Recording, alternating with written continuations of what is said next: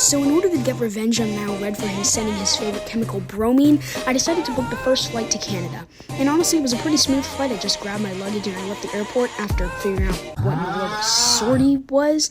And then, of course, I went to the first Tim Hortons I could find and grabbed the immediate thing that I saw, which was a container of Tim Beebs. Perfect, I could use this to trick him into poisoning himself by putting something undesirable inside.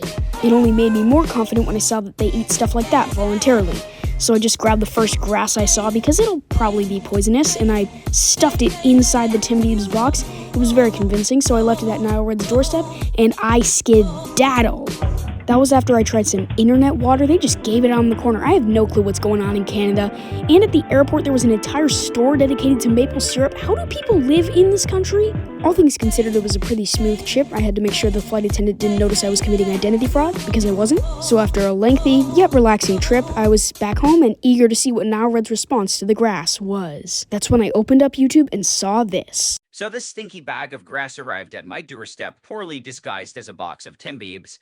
This foolish American thought that he could trick me, so please go to his house. It is I will supply tear gas made from the grass.